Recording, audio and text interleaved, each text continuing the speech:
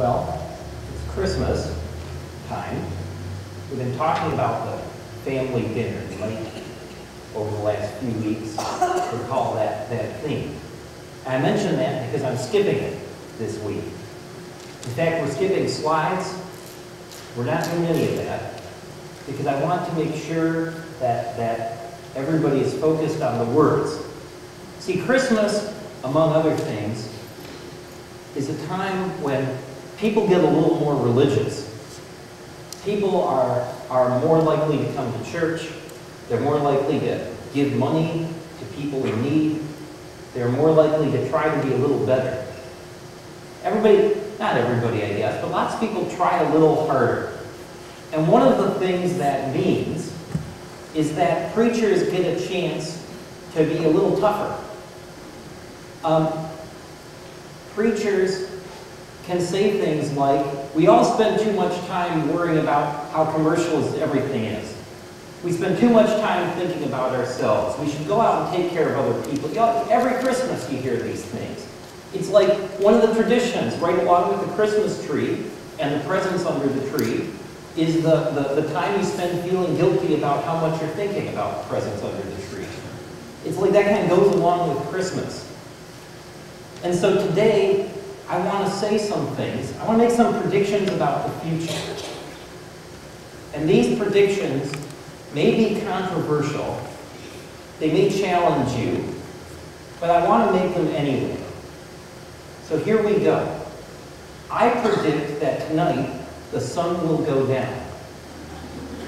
I predict that this afternoon some people will watch football, but others won't. And I predict that most of us here will have lunch. Now, these predictions, does anybody have a problem with these? Okay. I'm telling you these things in this way because I heard something through the grapevine in the last week. I don't hear things through the grapevine about my sermons very often. I got to tell you, it's a very clear fact that 99% of what any preacher says is forgotten by everyone who hears it all the time.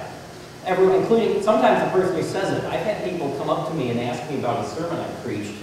You know, so I don't take it personally. It's just normal. But I heard through the grapevine that I made a prediction about the future that seemed controversial, and I was completely shocked. What I said last week was this. I said, next year, some of the people who are in the room celebrating Christmas this year will be gone. And by gone, I meant not alive. That wasn't, I'm not going to use a euphemism. And apparently, this was controversial. And I was really completely shocked by that. Because every year since this building was put up, since Christmas 1905, not everyone who was there in Christmas 1905 was there in Christmas 1906. Not everyone who was there in Christmas 1906 was there in Christmas 1907. There's a pretty good track record. Not as many as the times the sun has come up. Not even as many as weeks that football games have been played. But there's a pretty good track record. This should not be a controversial statement.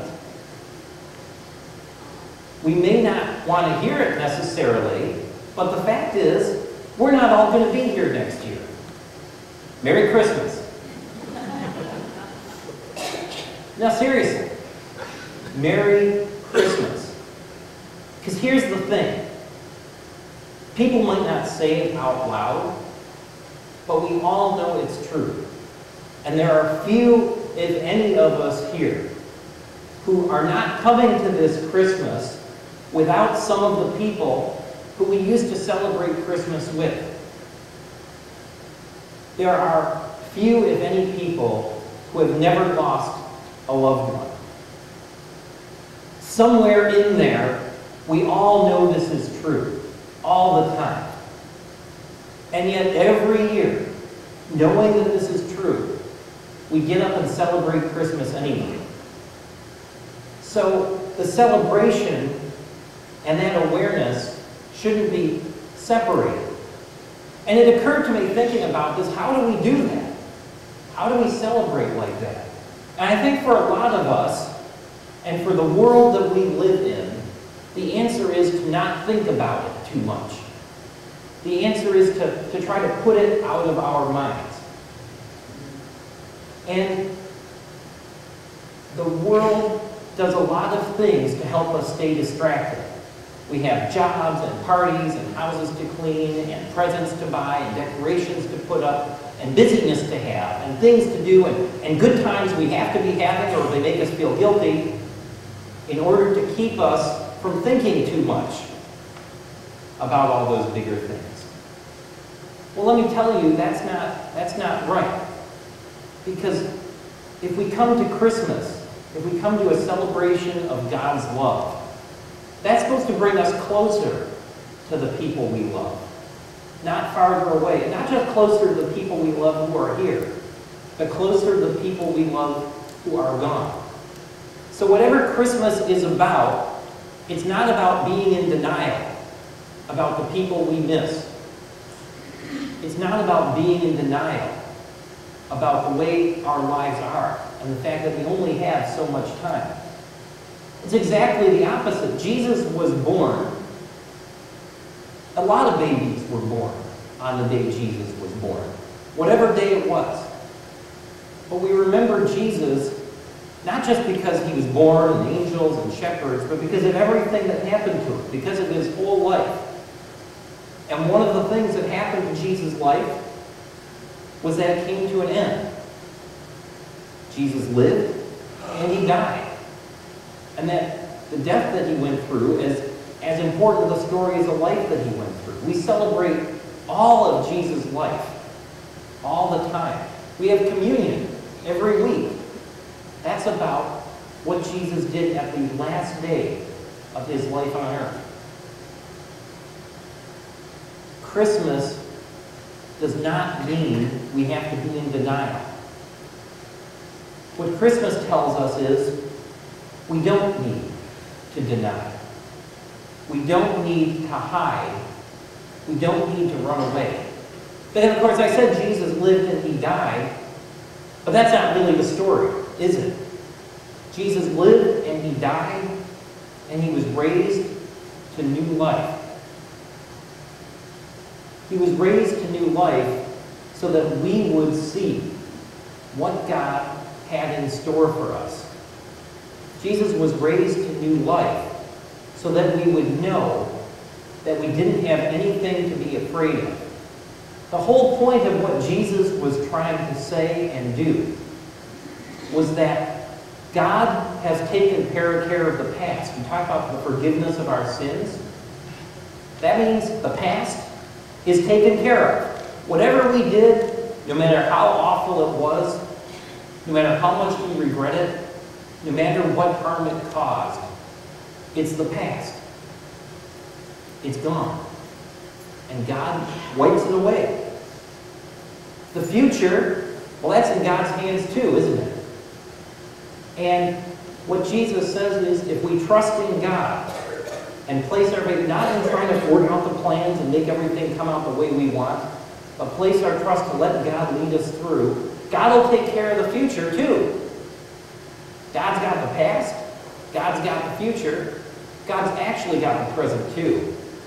But the present is where we can be. We don't need to spend our time trying to worry about what happened. We don't need to spend our time worrying about what will happen. We can spend our time living where we are as much and as fully as we possibly can. And we don't need to spend time being distracted from the negative things or the fears or the worries or the guilt or any of that. We can just let it go and just live as much as we possibly can.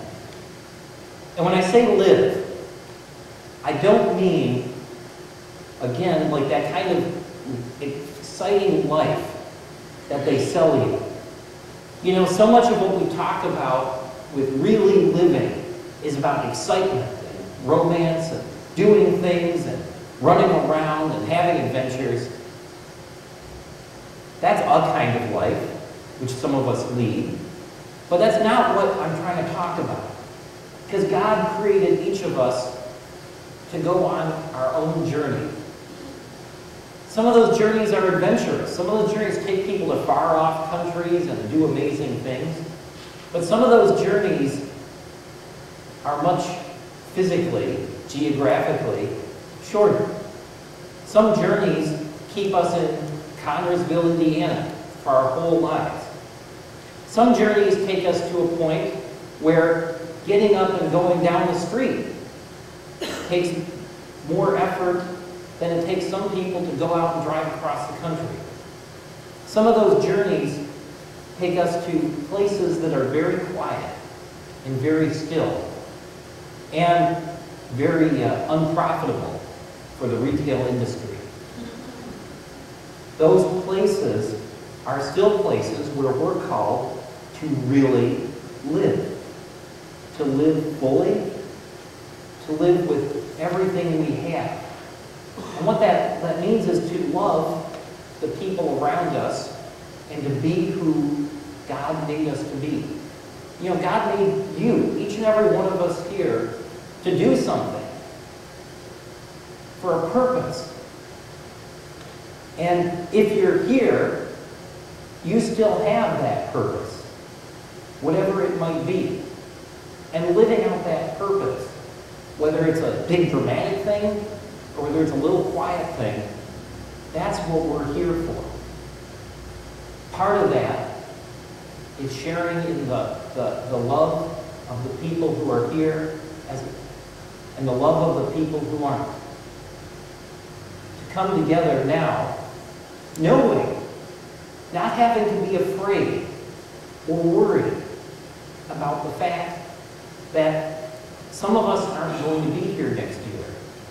But remembering that to do what we are called to do here and now. The reason I wanted to say that out loud, that some of us won't be here next year, it wasn't to scare anybody. It wasn't to make you worried or upset or sad, but just as a reminder, this Christmas, we need to celebrate this Christmas with the people who God has with us now. Because we have no guarantee, well, we do have a guarantee. We have a guarantee that we here today aren't all going to be together exactly like this ever again. This moment that we're living right now, it's the only one like this we get. And we need to do with it what God is calling us to do. That'll get uncomfortable sometimes. That'll get difficult sometimes. It'll be challenging sometimes.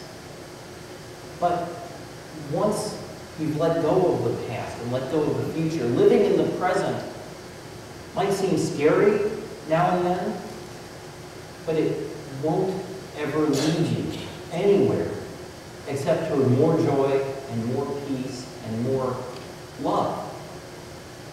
And so my invitation today is to take this Christmas season, take this day, take this month, take this minute, and to live in it with the people around you, with the people who aren't around you, but who are still connected to us through God's love that overcomes everything.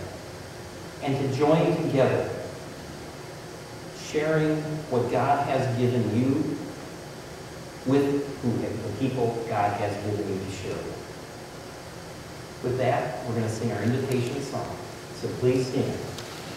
We're going to sing, "O Come, All Ye Faithful."